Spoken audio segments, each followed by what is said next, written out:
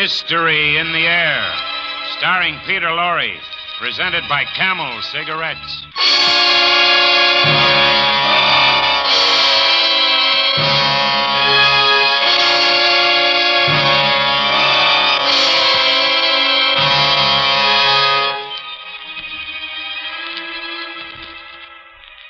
All right, men. I guess that's all. Put him on the stretcher and take him to the morgue. Oh, must I stay, Inspector?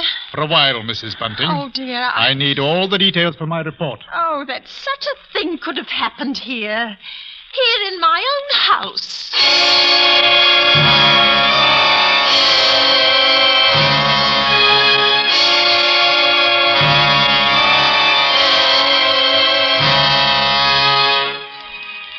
Each week at this hour, Peter Lorre brings us the excitement of the great stories of the strange and unusual, of dark and compelling masterpieces culled from the four corners of world literature. Tonight, The Lodger by Mrs. Belloc Lowndes. Peter Lorre is the lodger, and Ellen Bunting is played by Miss Agnes Moorehead. Mystery in the Air, brought to you by Camel Cigarettes.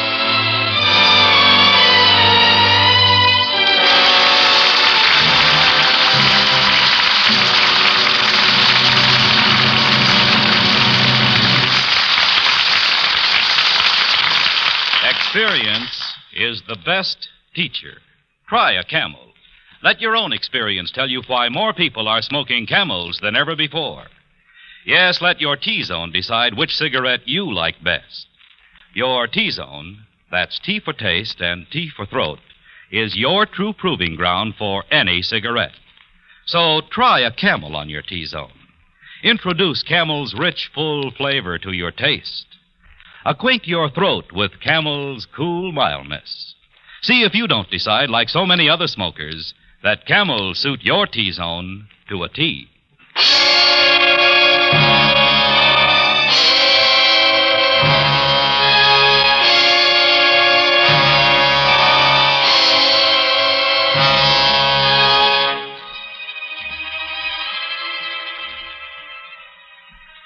Go on, Mrs. Bunting.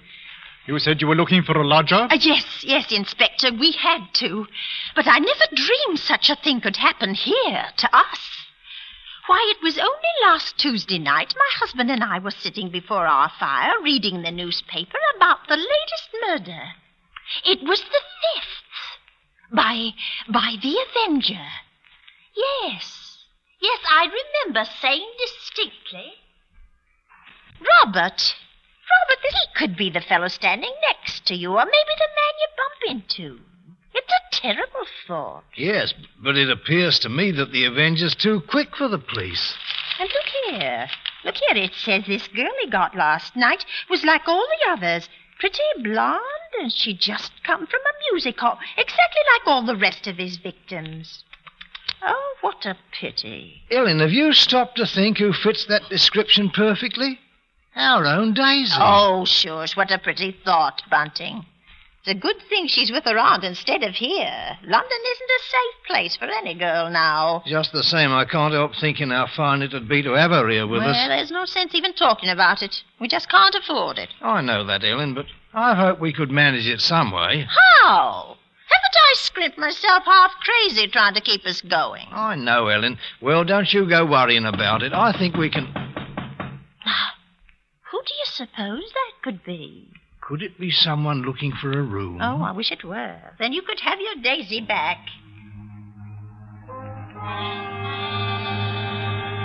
Well, I went to the front door, and when I opened it, there stood a man wearing a black cape and hat. He carried but a single piece of luggage. Good evening, sir. I saw your sign. It says you have a room to rent. Yes, sir. Please, won't you come in? Thank you. Could I take your cape, sir? No, I'm looking for a quiet room. But it should be very quiet. Oh, we have that, sir. Just that. Above all, our house is quiet. Good. Your bag, sir. May I take it? No, just show me the room, please. Oh, yes, sir. It's right up these stairs, sir. This way. You see, sir, there's just my husband and me here, and we're ever so quiet. Mm-hmm. I'm sure you'll find this room to your liking. Well, here we are. Mm-hmm. Yes, I think I like this room. Yes, it is pleasant, isn't it? There's not many rooms with such pretty pictures, now is there? I don't know. Pretty pictures interest me very little. What I like about this room is it's the simplicity. I like the bareness. Yes, I think I'll take it. What is your name? Mrs. Bunting, sir. All right, Mrs. Bunting, I'll take the room. Oh, yes, sir. And please let me help you with your luggage. No, don't you touch it. Oh, but I only wished to... I know. You only wish to help, Mrs. Bunting.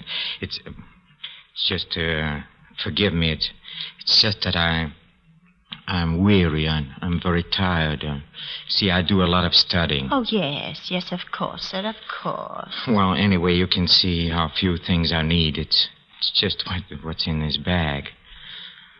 But this here's my favorite book. It's the Bible. Good book, Mrs. Bunting, isn't it? Oh, yes.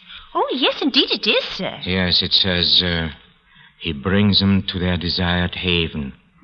Beautiful words, huh? And now at last I found my haven of rest. Now, Mrs. Bunting, if I pay you 30 shillings a week for this room, that's satisfactory? 30? Oh, why, yes, sir. Yes, sir. That'll be quite all right. My name is Sleuth. Mr. Sleuth? Yes, Sleuth. Sleuth. Think of a hound, Mrs. Bunting, and you'll never forget my name. And here are your 30 shillings. Oh, thank you, sir. Thank you. Would you be wishing anything now? Supper, tea, or... No, nothing. Good night, Miss Bunting. Yes. Good night, sir.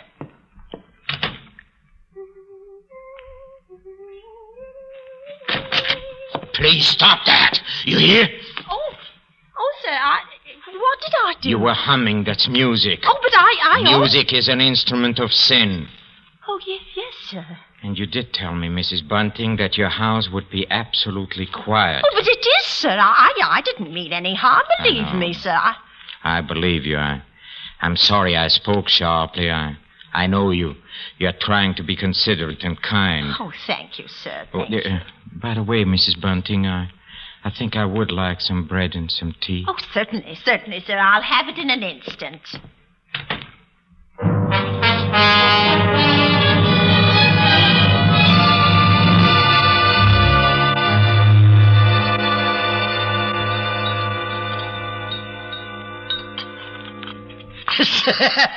So he took the room, eh, Ellen? Yes. He took the room at 30 shillings a week. Yes, in advance. Oh, hurry now, Bunting. Is the water for the tea hot yet? Yes, what a stroke. Put the bread and the butter on the tray. I'll pour the water. You know, Ellen, it's wonderful. Yes, it is. Do you realize what this means? We can have Daisy back with us Yes, now. I know. Hurry with it now, hurry. Why, we can have her back with us Now, tomorrow. there's the water and the tea, and I guess...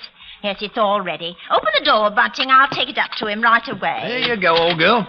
First thing in the morning, I'm going to fetch Daisy and bring her home. Oh, it's a wonderful night, Ellen. Wonderful.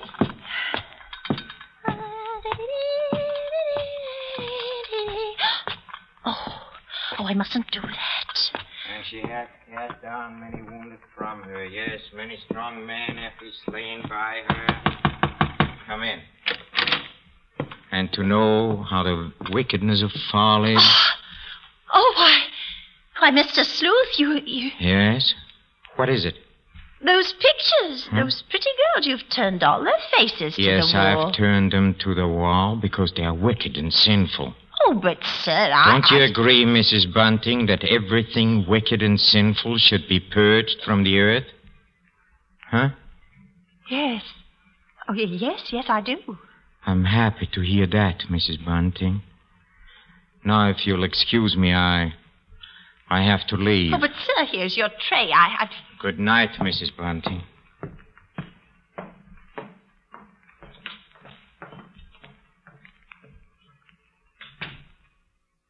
You know, for a moment I was stiff with fear. I set the tray down. He hadn't so much as noticed the light supper I'd prepared for him and rushed to the window to watch. He came out of our cottage and moved off down the street, his black cape swirling about him. Finally, he was lost in the fog, and I don't know why, but I stared after him for a long, long while. Well, I did the dishes and got ready for bed. I lay there thinking, and it was almost dawn before I had convinced myself that at most he was a trifle odd. And after all, paying 30 shillings, maybe he had a right to his strange ways.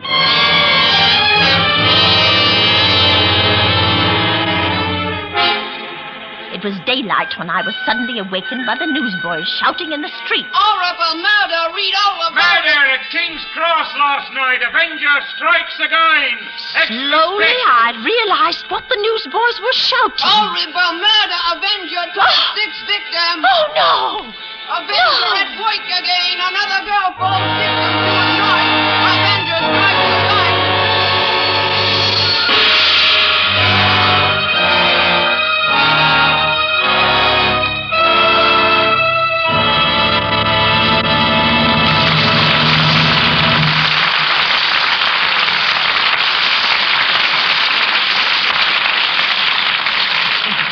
In a few moments, Mr. Peter Lorre will bring us the climax of tonight's Mystery in the Air, when camels present Act 2 of The Lodger.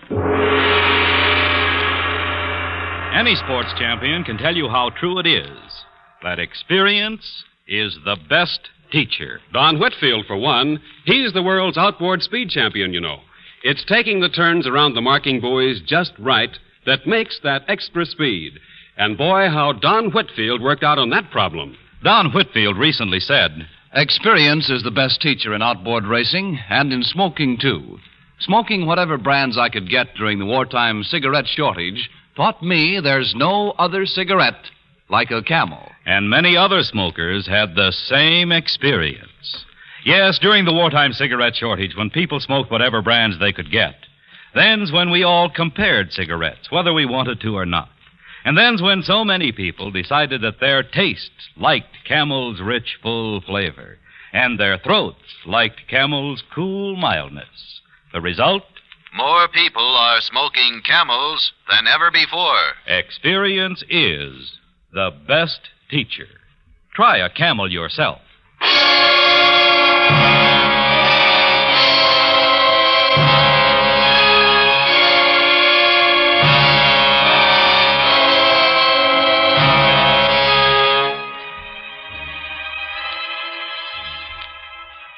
As the inspector takes notes of the terrifying events, Ellen Bunting continues the story. And now, Mrs. Bunting, what did you do the morning you learned the Avenger had murdered his sixth victim? Well, I was a little frightened to meet our lodger, yet I kept my thoughts to myself. After all, you know, there still wasn't much to go on. Robert had gone to make Daisy, so Mr. Sleuth ate breakfast alone. I watched him through the crack in the door. Finally, I went in with more tea. Tea? No. No, thank you. Thank you, Mrs. Bunting. I don't care for any more tea, thanks. You're very kind. But I have to go on with my work now, if you'll excuse me.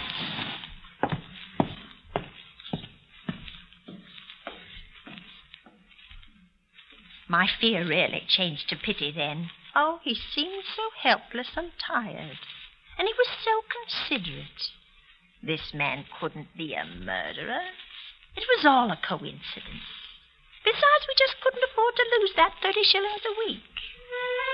Well, around 10 in the morning, he left the cottage, and I decided to go upstairs and have a look about his room. I had to find out what he carried in his one piece of luggage. It wasn't a bag. It was more like a case. Yes, a case. A case for a knife. I rushed upstairs, my heart